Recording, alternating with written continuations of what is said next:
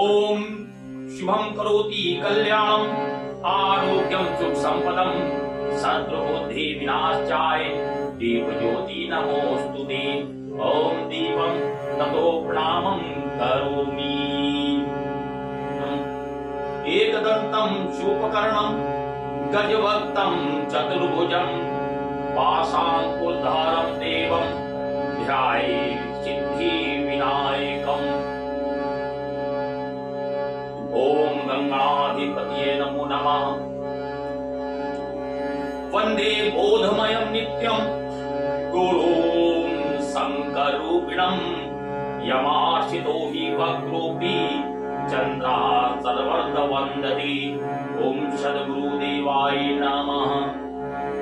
लोकाभिरामं रणरङ्गधीरं राजीवनेत्रं रघुवंशनाथं कारुण्यरूपं करुणाकरन्तं श्रीरामचन्द्रं शरणं प्रपद्ये।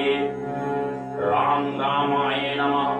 उद्धव इति संहारकारिणीं क्लेशारिणीं सर्वशेषकरीं सीतानतोऽहं रामवल्लभाम्। अतुलितबलधामं हेमशैलावदेहं धनुजवनकृशानुं ज्ञानिनामग्रगण्यं सकलगुणनिधानं वानराणामधीशं रघुपतिप्रियभक्तं वातजातं नमामि।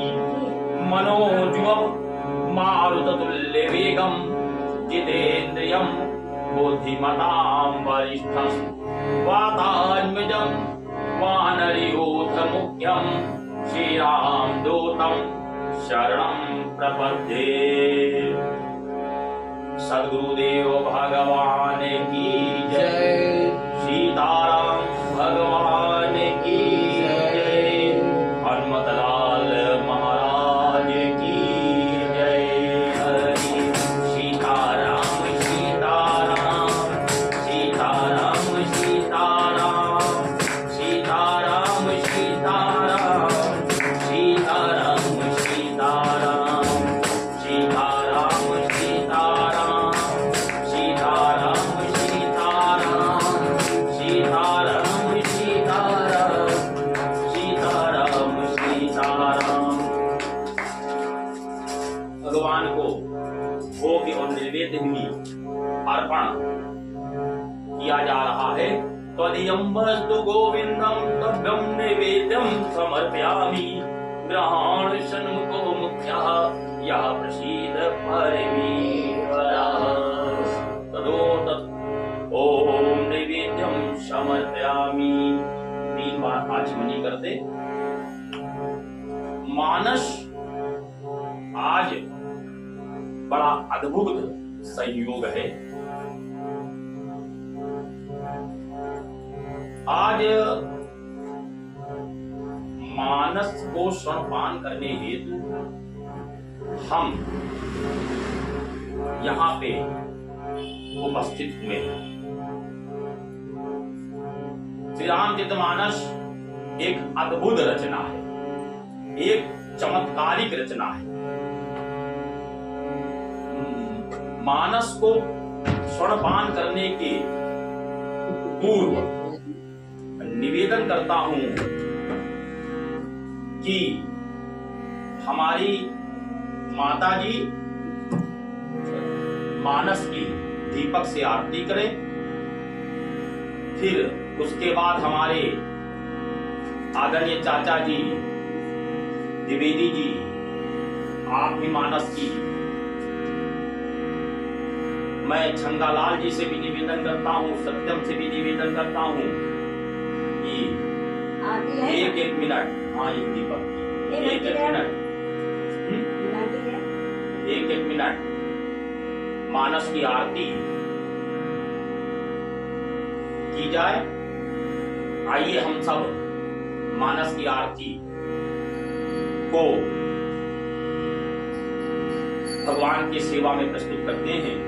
कि आरती श्री रामायण जी की तीरथ कलित ललित की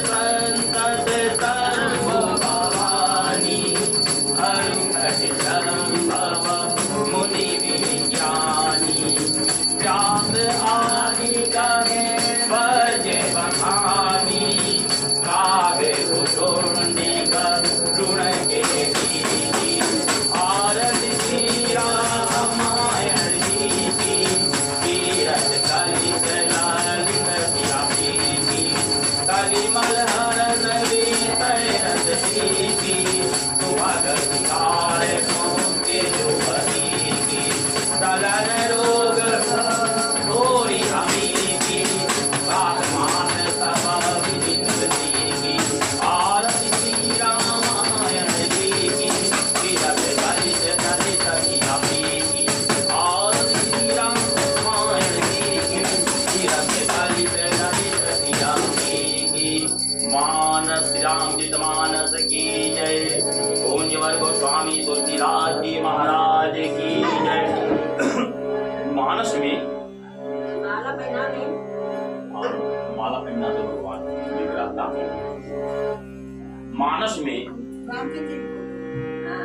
मानस में जो आरती रामायण जी की है, मानस की है, उस आरती में देखिए कि वेद पुराण 6 शास्त्र सहित सबने रामायण की वंदना की है। ब्रह्मा हो, नारद हो, जितने भी मुनि हो, सबने रामायण की वंदना गाई है। माता भवानी हो, भगवान भोलेनाथ हो, सभी ने मानस को प्रणाम करके मानस की वंदना गाई है।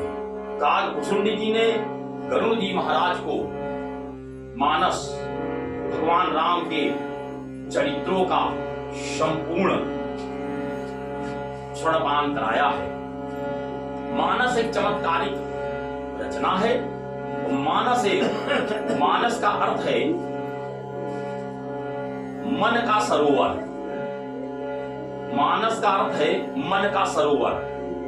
हम जितना मानस में जाएंगे, जितना मानस को हम स्वर्णपान करेंगे, जितना मानस की चौपाइयों का, दोहों का जितना हम गहराई में जाकर के अध्ययन करेंगे, मानस उतना ही प्रभु के चरणों में हमारा प्रेम बढ़ता रहेगा।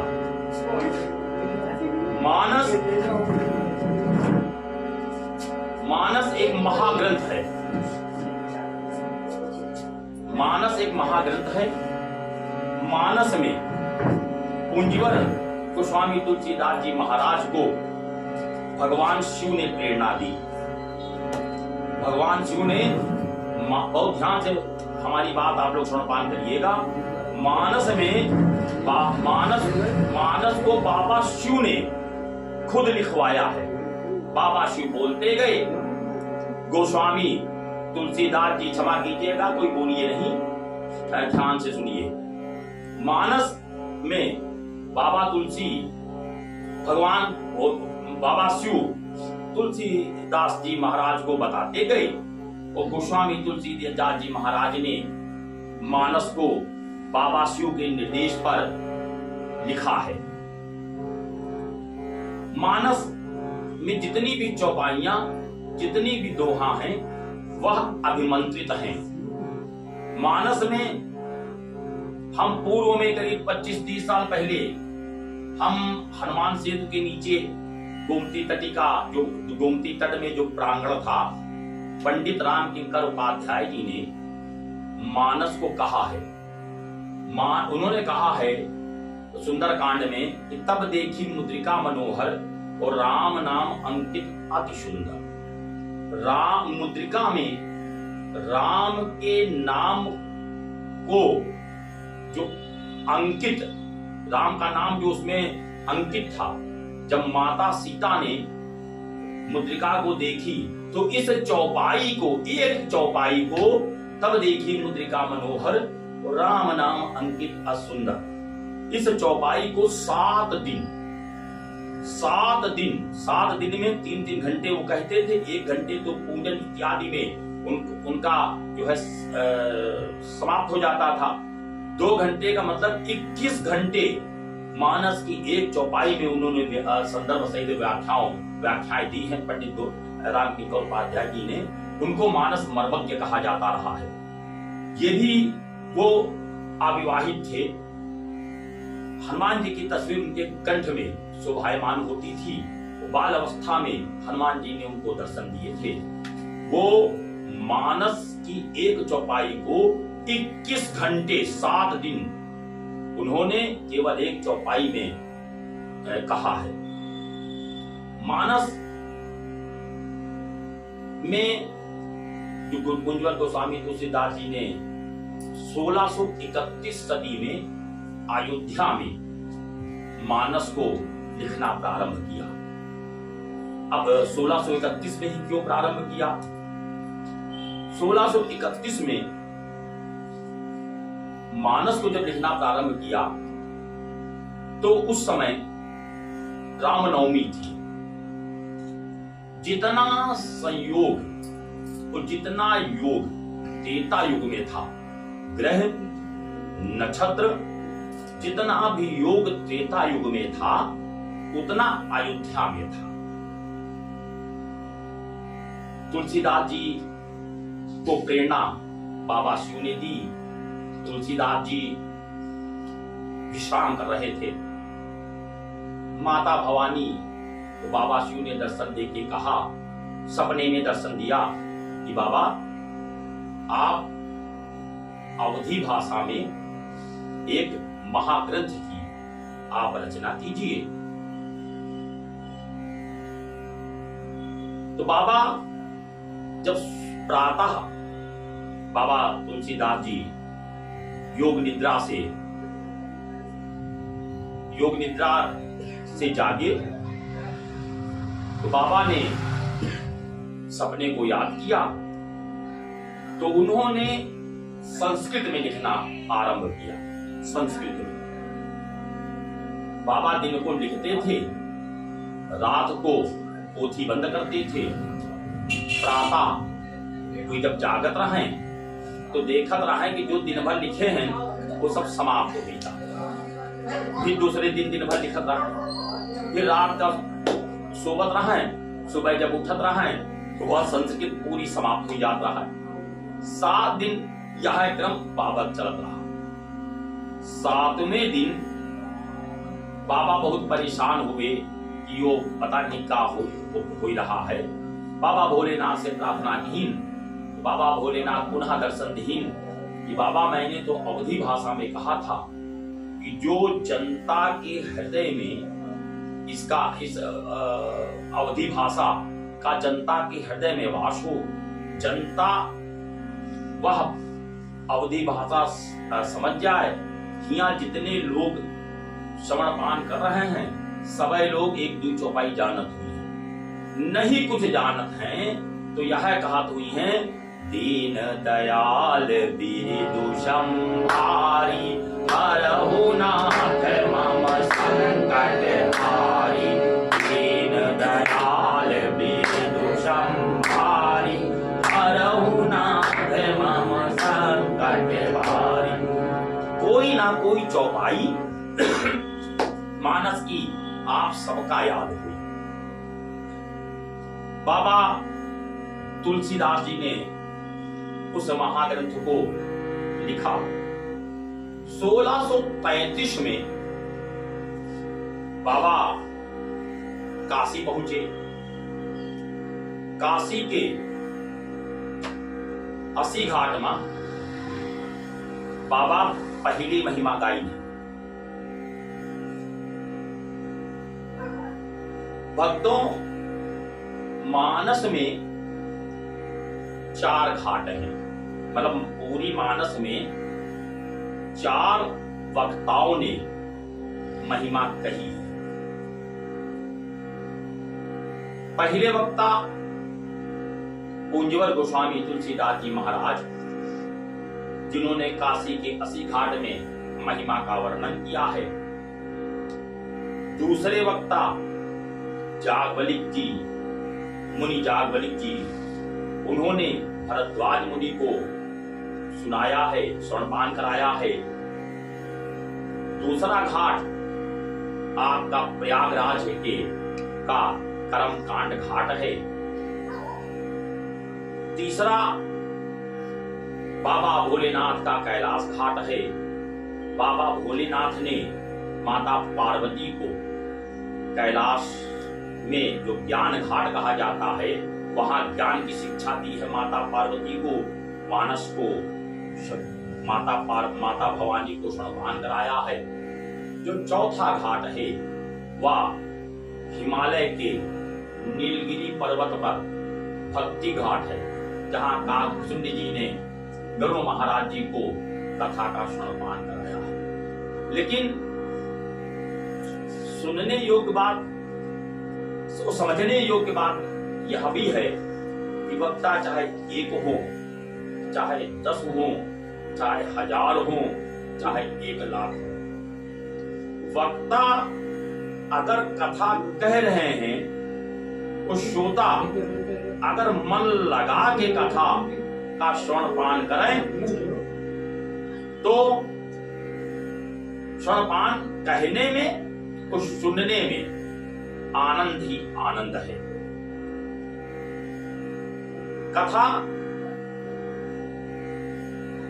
एक ऐसा सत्संग, एक ऐसा हथियार है, एक ऐसा उदाहरण है कि भगवान राम ने जब माता सबरी को जब ज्ञान नौ भक्ति प्रदान की तो प्रथम पावदान सत्संग का, प्रथम सत्संग, आखिरी सरल।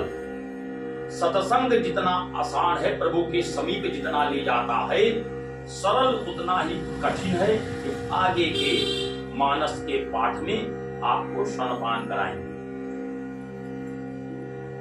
4 घाट जैसे तालाब में 4 कोना होते हैं, वही तरह मानस में 4 वक्ताओं ने मानस को कहा है। बाबा तुलसीदास जी ने जो महिमा गाई है तो काशी में शरणागत घाट है। बाबा तुलसी जिस भाव की हैं वह भाव की महिमा कहीं है। भाई बाबा तुलसी शरणागत भाव के हैं तो काशी में शरणागत घाट में बाबा तुलसी ने शरणागत की महिमा का श्रवणपान कराया है। अब यहाँ यो समझने की बात है कि बाबा तुलसी महिमा कह रहे हैं, लेकिन महिमा को सुन रहा है। बाबा तुलसी का अपना मन है या गोमती मैया है, गंगा मैया है, या बाबा वहाँ साधु संत समाज है। जागवलिक जी जो महिमा भरद्वाज मुनि का प्रयागराज में सुना रहे हैं, वहां केवल जागवलिक जी वक्ता हैं, कथा कह रहे हैं, और भरद्वाज मुनि कथा का श्रवणपान कर रहे हैं। या 1,00,000 2 लाख आदमी नहीं है। उसी प्रकार बाबा शिव जो कथा कह रहे हैं तो माता पार्वती को कह रहे हैं, वहां भी अधिकतम भक्त नहीं है जो कथा का श्रवणपान करें, खाली माता श्रवणपान कर रही है। काकभुजंड जी महाराज गरुड़ जी को सुना रहे हैं। आइए पहले रामचरितमानस की महिमा क्या है उसका श्रवणपान करके कथा को आगे बढ़ाते हैं। रामचरितमानस में बाबा तुलसी जो महिमा गा रहे हैं, राम कथा कलिका मद गाई, सुजन सजीवनी मोरी सुहाई। राम कथा कलिका मद गाई, सुजन सजीवनी मोरी सुहाई। उठवी राम सकल जन रंजन, राम कथा करी कलुष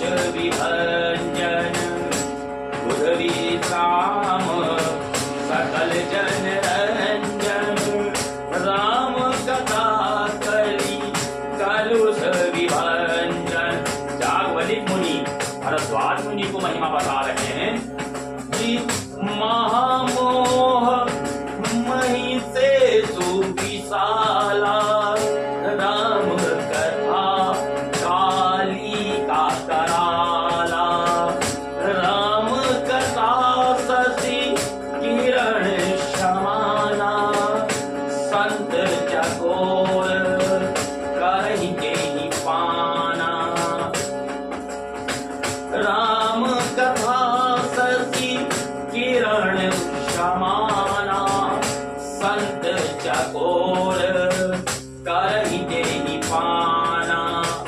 हिमालय कैलाश में बाबा भोलेनाथ, बाबा शिव, माता पार्वती को जो मानस की महिमा का वर्णन कर रहे हैं। राम कथा करी विटप कुठारी, सादर सुनु गिरी राजे कुमारी। राम कथा सुंदर करतारी, संशय विहंग उड़ावन हारी। राम कथा सुंदर करतारी, संशय विहंग उड़ावन हारी। राम कथा की महिमा बाबा तुलसीदास जी ने, याज्ञवल्क्य मुनि जी ने, बाबा भोलेनाथ जी ने अपने अपने महिमा, मानस की महिमा का वर्णन किया है। मानस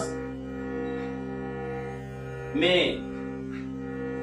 आज हम जो आपको कथा का, मानस का श्रवण करा रहे हैं, वह आपने पूर्व में भी सुनी होगी। तमाम कथावाचकों ने, तमाम सत्संग प्रेमियों ने अपने अपने मतानुसार मानस को कहा है।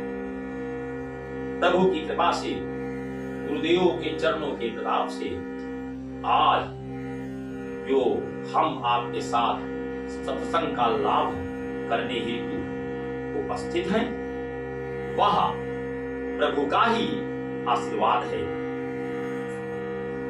वह जो चाहता है वह सब कुछ अपने स्तर से करा लेता है। अगर भगवान चाहता है तो सब कुछ करा लेता है। भगवान ने हमें निमित्त बनाया है आपको कथा का श्रवण कराने के लिए। सतगुरु के चरणों में प्रणाम करता हूं। बाबा तुलसीदास जी ने जो महिमा गाई है, कहा है, राम कथा कनिका मद गाई, को सुजन सजीवन मोरी सुहाई। कि राम कथा, कली का मतलब कलयुग, राम कथा कलयुग में, कली का मतलब होता है कलयुग। कली का मद गाई, राम कथा एक काम धेनु के समान है। जिस तरह से देवता काम धेनु के पास जाकर के अपनी मनोकामनाओं को पूर्ण करते हैं, उसी प्रकार राम कथा के समीप पास जो जाता है, जो मानस का अध्ययन करता है, मानस के अनुसार चलता है, वही प्रभु की भक्ति में अपने आप को समर्पित कर पाता है। मानस से जो कामना करोगे वह आप में पूरी होगी, पूर्ण होगी। कामना भी भक्तो धर्म सम्मत होनी चाहिए। अब यो कहा जाए कि हम आकाश से तारे तोड़ लाई, तो यह कामना धर्म सम्मत नहीं है। धर्म के अनुसार जो मानस से कामना करेंगे और उनकी चौपाइयों को अपने जीवन में उतारेंगे, भगवान की भक्ति उन्हीं को प्राप्त होगी। भगवान ने कहा भी है, निर्मल मन जन सो मोहि पावा, मोहि कपट छल छिद्र न भावा। इसलिए कपट मन से, छली मन से आप जो भगवान के सामने कामना करेंगे वो पूरी होने वाली नहीं है। कामना धर्मानुसार, धर्म सम्मत से करनी चाहिए। बाबा तुलसीदास जी ने कहा है, बुध विश्राम सकल जनरंजन, राम कथा कली कलुष विभंजन। राम कथा बुध विश्राम, एक होता है आराम। बहुत लोग कहते हैं ना हम आराम करे जा रहे हैं, नहीं, बहुत लोग कहते हैं विश्राम करने जा रहे हैं, लेकिन गलत कहते हैं। विश्राम और आराम में जमीन और आसमान का अंतर है। बुध विश्राम सकल जनरंजन, बुध मतलब ब्राह्मणों को विश्राम देने वाली, ये कथा विश्राम देने वाली, सकल जनरंजन सभी साथ में सभी लोगों को आनंद देने वाली है। यह कथा कलयुग में आप ये समझिए समस्त पापों का हरण करने वाली है। मानस संपूर्ण पापों का हरण करने वाली है। समुद्र मंथन में जब विष निकला तो विष आवा देवता के हाथ में, क्योंकि अमृत तो राक्षस के हाथ में हुआ है, तो भगवान विष्णु अपनी चतुराई से अमृतपान देवता करा दी। विष आवा मंथन में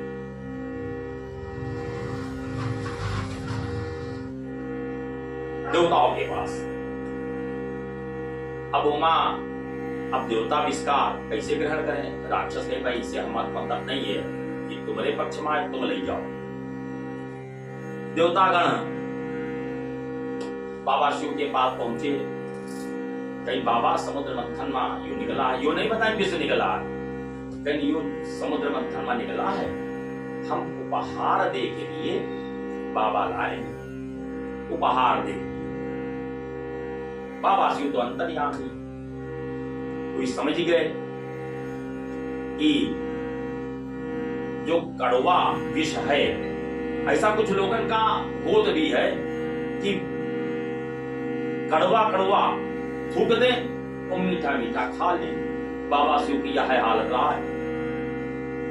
बाबा शिव के पास जब देवता विष लेके गए तो बाबा शिव समझ गए कि जो वहां विष निकला है तो हमारे पास लेके आए। बाबा शिव मन में सोचिन कि अगर अमृता निकलता है तो शायद हमारे पास लेके ना आती, लेकिन जो विष निकला। सज्जन व्यक्तियों का यही धर्म है कि अगर वह समाज में सामाजिक हितों का ध्यान रखते हुए, सबका हित करते हुए अगर वह विष पान कर ले तो प्रभु के दरबार उनके लिए सदैव खुले रहते हैं, प्रभु का आशीर्वाद उनके लिए सदैव रहता है। बाबा शिव विष लई के पहले उन्होंने राम नाम जपा। अब राम नाम की एक पट्टिका उन्होंने पहले नीचे लगा ली, राम नाम की एक पट्टिका नीचे लगा दी, विष पिया, फिर राम नाम राम राम राम राम कह के एक पट्टिका ऊपर लगा दी। अब राम नाम की ऊपर पट्टिका तो नीचे पट्टिका राम नाम की, वो बीच में होगा विष।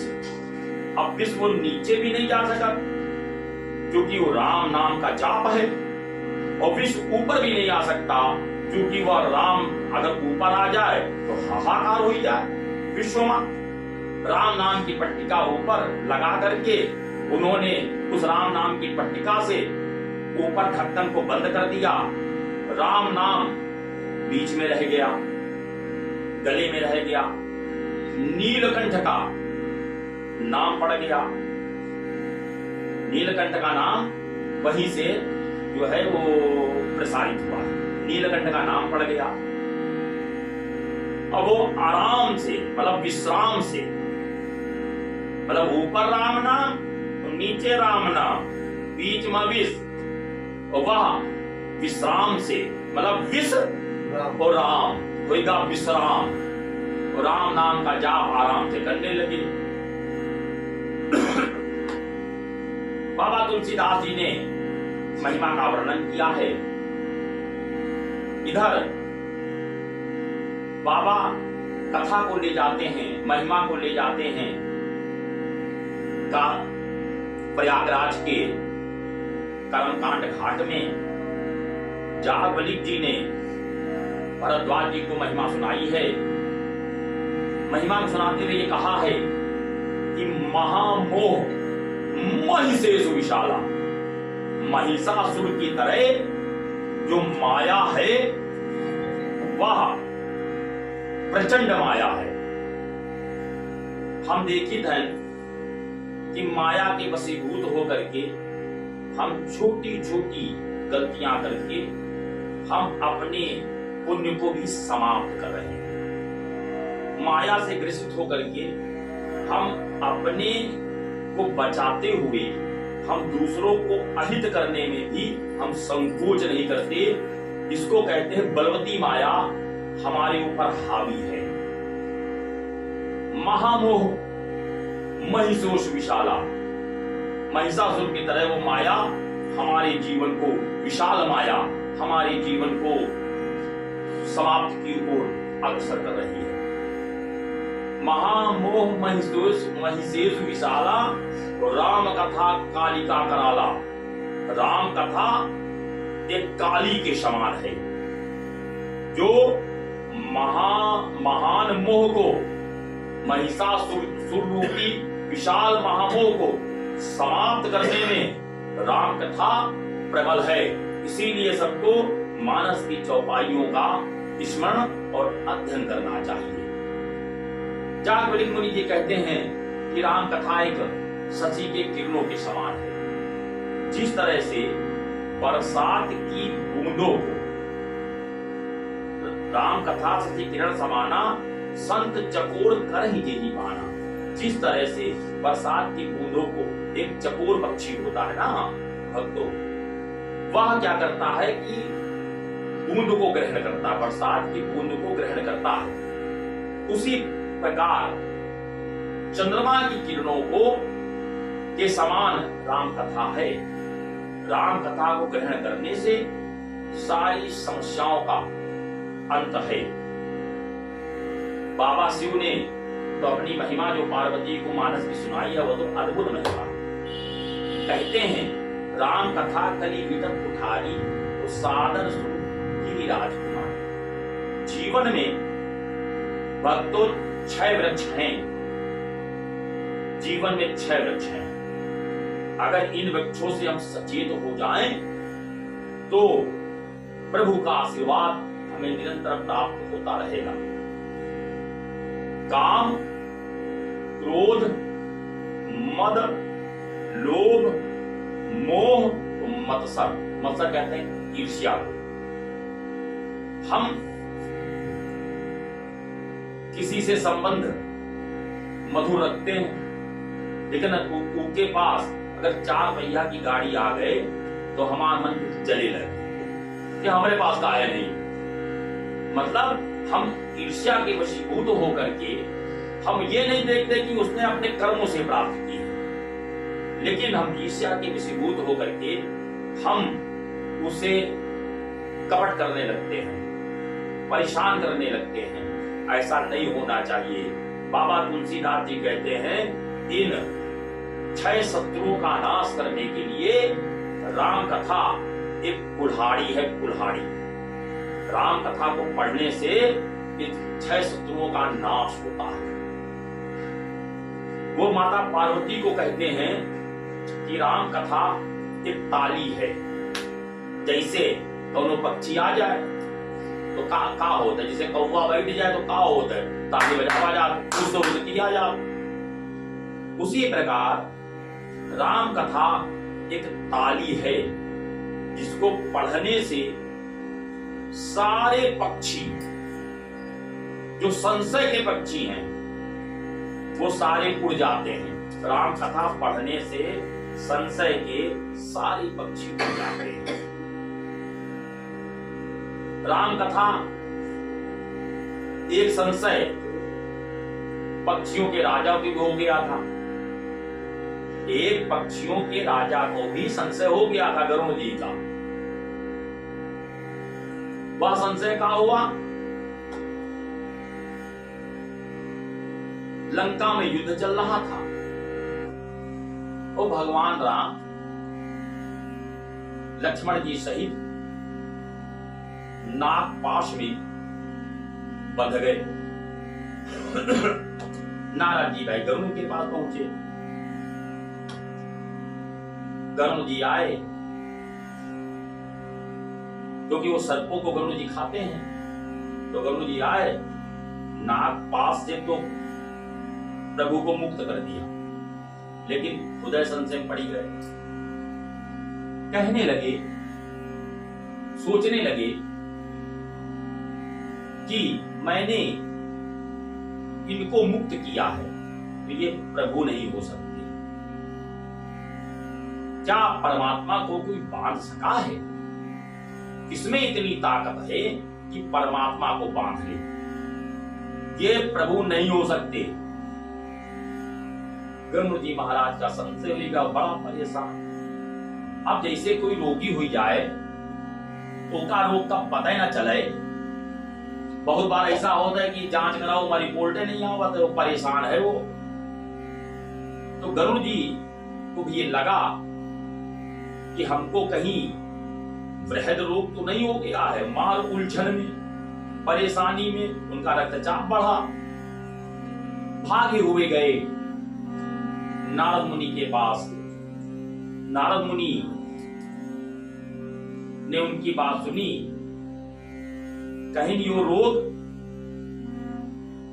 आपका लगा है? यो रोग तो हमका बहुत पहले लग चुका रहा है। नारद मुनि का लगा रहा है। आप लोग जानते हो, आगे दृष्टांत में, आगे व्याख्यान में आपको बताएंगे कि नारद मुनि भी माया के चक्कर में हो गए थे और विवाह के लिए एक जो बाबा भगवान विष्णु ने एक वो रचना की थी, उनके मोह को छुड़ाने के लिए उस रचना में फंस गए थे। नारद मुनि ने कहा कि मैं भी इस जंजाल में फंस चुका हूं, मैं आपके संशय को नहीं मिटा पाऊंगा। तो कहीं कि कौन मिटा पाई? कहीं आप हमारे पिता ब्रह्मा जी के पास जाइए। गरुड़ जी दौड़े दौड़े ब्रह्मा के पास गए, ब्रह्मा जी का पूरी घटना बताई। ब्रह्मा जी कहीं कि गरुड़ जी ये रोग आपको हो गया? ये रोग तुमको बहुत बार हो चुका है। ब्रह्मा जी ने कहा, जेहि बहु बार न चावा मोही, सोई व्यापे हो विहंग पति तोही। जिस रोग ने मुझे बार बार नचाया है, वही रोग गरुड़ जी आपको भी हो गया है, लेकिन इसकी काट मेरे पास नहीं है। तो कहीं तो किसके पास है? कहीं ये जो ये काट है, जो इसका उपाय है, वह भोलेनाथ के पास है। उन्हीं के क्लिनिक में जाओ। अब गरुड़ जी बेचारे भागे भागे बाबा शिव के पास गए। बाबा शिव मार्ग में मिले। तो बाबा शिव मार्ग में मिले तो गरुड़ जी ने अपनी व्यथा बाबा भोलेनाथ को सुनाई। बाबा शिव ने कहा, गरुड़ जी आप तो हमें मार्ग में मिले हैं और यह उपाय मेरे पास भी नहीं है। अरे कहीं प्रभु जो आपके पास उपाय नहीं है, तो यह उपाय से हमका बचाई को कहीं आपका क्या के लोग बचा सकत है। कहीं को कहीं का कुसुम जी महाराज कहीं ही काहे बचा सकत है, कहीं नहीं ये कहां मिली है। तो बाबा भोलेनाथ जी ने कहा, उत्तर दिशि सुंदर गिरि नीला, तहां रहे काग भुषुंडी सुशीला, राम भगति पथ परम प्रवीणा, ज्ञानी गुण ग्रह बहु कालीना।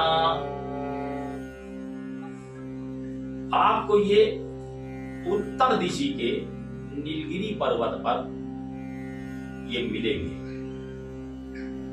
और यहाँ राम की भक्ति के उपासक है, परमार्थ में संपूर्ण विश्वास है। और गरुड़ जी जब बहुत काल तक सत्संग आप करोगे, यहां पे सोच समझने वाली बात है, कहीं ये संशय तब मिलेगा, तब मिटेगा जब बहुत काल तक सत्संग करोगे, सत्संग सुनोगे, तब ही होई सब संशय भंगा, जेहि बहु काल करहि सत्संगा। अब आप लोग यहां उपस्थित हो, मन में तमाम प्रकार के विचार और संशय होंगे। यह संशय आज समाप्त नहीं होगा। जब आप बहुत काल तक सत्संग करोगे तब संशय समाप्त होता है। कहीं गरुड़ जी आप घूमे जाओ, बहुत काल तक वहां सत्संग होता है, आप वहीं पे जाइए, आपके रोग का निवारण वही नीलगिरी पर्वत पर है। अरे गरुड़ जी भागे भागे, भाई जी के पास बीमारी होते भगता है, गरुड़ जी भागे भागे पहुंचे नीलगिरी पर्वत पर। अब देखिए वहां का चमत्कार। गरुड़ जी महाराज जहां सत्संग हो ही रहा है वहां नहीं पहुंचे, केवल सत्संग के बाहर खाली सत्संग जहां हो ही रहा है उस दिशा को देखा है उन्होंने। अब जैसे हिया सत्संग हो ही रहा है तो कोई इधर से निकल रहा है तो वो हिया देखे, अंदर नहीं, मतलब अंदर ना जाए, खाली देखे। गरुड़ जी महाराज खाली बाहर गए हैं तो देखते ही, उस आश्रम को देखते ही गरुड़ जी का संशय समाप्त हो गया। गरुड़ जी का संशय पूरी तरह समाप्त हो गया। गरुड़ जी महाराज जब आश्रम के अंदर गए तो काकभूषण जी महाराज ने उनका अभिवादन किया। करी पूजा समेत अनुरागा, मधुर वचन तब बोल्यो कागा। सत्संग की महिमा ये है कि मधुर वचन तब बोल्यो कागा। कौवा कांव कांव करता है, लेकिन सत्संग की महिमा ये है कि वह भी मृदुल वचन और मधुर वचन बोलने लगता है। सत्संग की महिमा ये है कि एक कौवा पक्षियों में चांडाल पक्षी होता है, सबसे नीच जाति का पक्षी माना जाता है चांडाल पक्षी। लेकिन सत्संग के प्रभाव से काकभूषण जी महाराज मधुर वचन बोलने लगे। करी पूजा समेत अनुराधा, उन्होंने पक्षियों के राजा गरुड़ की पूजा अर्चना की और प्रेम से कहा कि राजा कैसे आगमन हुआ। तो गरुड़ जी महाराज ने कहा कि सुनहु तात जेहि कारण आयो, सो सब भयो तरस तब पायो। देखी परम पावन तब आश्रम, गयो मोह संशय नाना भ्रम। आव श्री राम कथा अति पावन, सदा सुगध दुख कुंजन सावरी। सादर साध सुनावहु मोहि, बार बार विनवौ प्रभु तोहि। बार बार विनवौ प्रभु तोहि। काकभूषण जी ने कहा कि मैं जिस कारण आया हूं वह कारण तो आपके आश्रम के बाहर ही समाप्त हो गया। मैं आश्रम में आया ही नहीं, हम बाहर ही रुके। सो सब भयो दरस तब पाए, मतलब आश्रम को देखते ही हमारा संशय समाप्त हो गया। देखी परम पावन तब आश्रम, गयो मोह संशय नाना भ्रम। सभी प्रकार के नाना प्रकार के भ्रम संशय समाप्त हो गया। अब आप ये कृपा कीजिए अच्छा, ये भी समझने योग्य है कि हम जो बात करते हैं, तो हम ये आजकल कलयुग में है बहुत ज्यादा कि हम बहुत श्रेष्ठ हैं, तो हम नीचे वाले से बात ना करें। यहां पे गरुड़ जी महाराज ने चांडाल पक्षियों में चांडाल पक्षी कौवा जी महाराज को बार बार विनती की। हम अपने श्रेष्ठ से जो प्रश्न करते हैं, हम अपने बड़ों से जो प्रश्न करते हैं, उसमें प्रश्न करने में भी आदर भाव रहना चाहिए। अब जैसे द्विवेदी चाचा यहाँ बैठे हैं, अब उनका कौन प्रश्न करेंगे तो हमसे कही चाचा ये बताओ। अब चाचा तुरंत आए हमारे पास तो तुरंत कह दे कि चाचा बताओ। यह नहीं होना चाहिए। पहले चाचा हमारे यहाँ आए, हमने प्रणाम किया, बैठाने के बाद हमने निवेदन किया कि चाचा एक प्रश्न मेरे मन में उठ रहा है, आप उसको बताने की कृपा करें। श्रेष्ठों से जब प्रश्न किया जाता है तो वह प्रश्न ऐसा होना चाहिए कि श्रेष्ठ को भी अपना सम्मान महसूस हो। ऐसे नहीं मतलब कुल्हाड़ी नहीं मारनी चाहिए अपने वाणी से। बार बार विनमो प्रभु तो ही, वरुण जी ने कहा मैं बार बार विनती करता हूं कि मुझे राम कथा सुनाइए, बार बार विनती करता हूं कि मुझे राम कथा सुनाइए। कालभुजुंड जी ने राम कथा प्रारंभ की। अगले रविवार को हम मानस में प्रवेश करेंगे, लेकिन यो भी बात आप हमको समझो, हमारा प्रथम दिन है। मन में बहुत संकोच था कि आपको कथा का श्रवणपान करा पाऊंगा या नहीं करा पाऊंगा, लेकिन माता सरस्वती जी ने हमें ज्ञान दिया, हनुमान जी महाराज ने से प्रेरणा मिली, बाबा शिव ने मानस की प्रेरणा प्रदान करते हुए आशीर्वाद दिया। आज आपके समक्ष मानस को प्रथम बार प्रस्तुत कर रहा हूं। नेत्रों से दिव्यांग हूं, लेकिन फिर भी निवेदन करता हूं कि अगर त्रुटियां हो गई हैं तो आप फोन कर या हमें आप अपने ज्ञान का अनुभव भी प्रदान करेंगे, जिससे हम आगे के मानस में उस को पिरो करके आगे के मानस के माला को तैयार करेंगे। आइए हम सब गुरुदेव के चरणों में अपना निवेदन प्रस्तुत करते हैं। गुरु के चरणों में प्रातः भजन के माध्यम से निवेदन कर मानस का समापन करते हैं। आप तालियों से गुरु के चरणों में भी अपना निवेदन प्रस्तुत करें। अगर आपके गुरु नहीं हैं तो विश्व के गुरु भगवान शिव हैं। आइए हम गुरु के चरणों में अपना निवेदन प्रस्तुत करते हैं।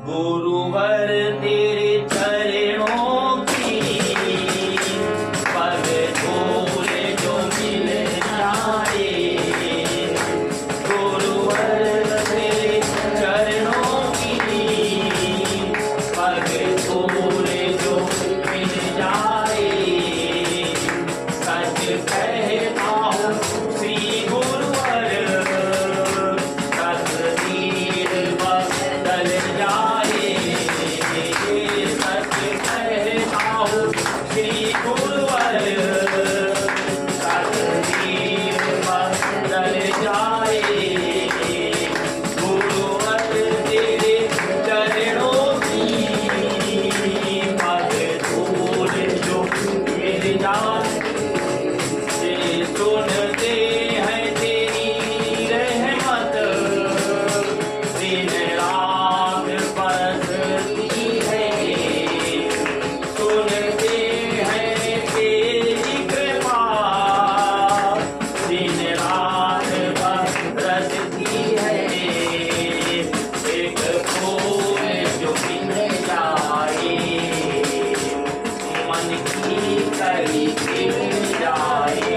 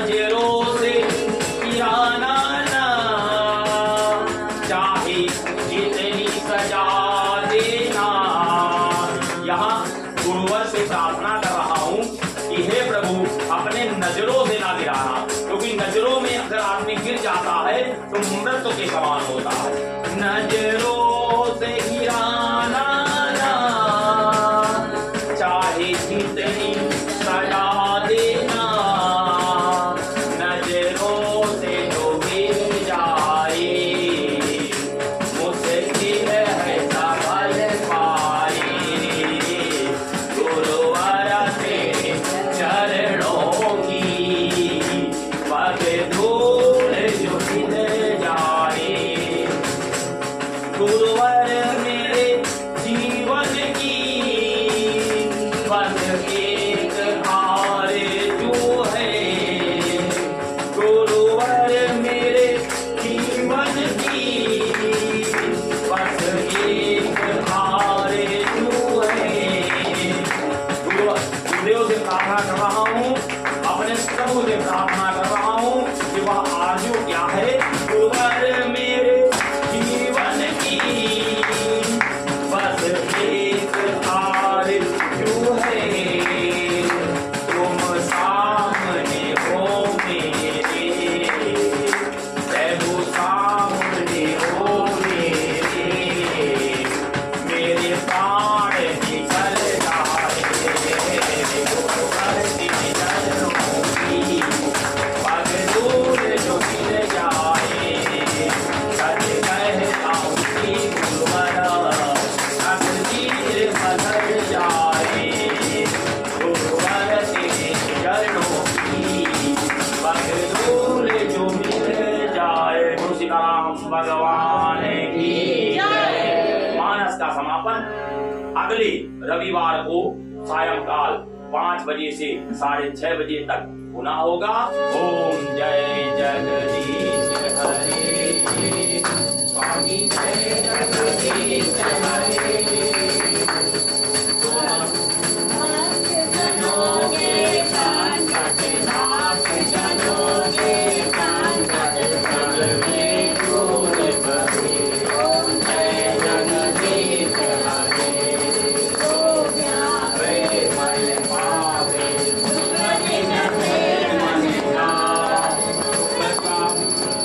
मन का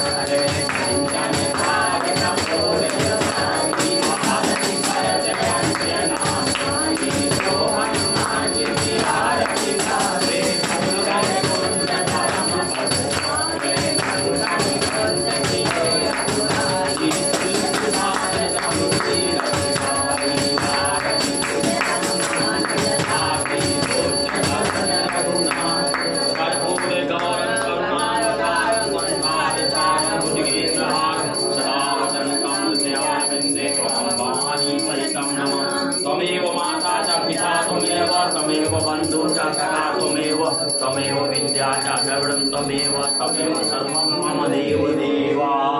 ओम सद्गुरुदेव भगवान की जय, सीताराम भगवान की जय, भोलेनाथ भगवान की जय, गोस्वामी पुण्यवत तुलसीदास जी महाराज की जय, रामचरितमानस की जय।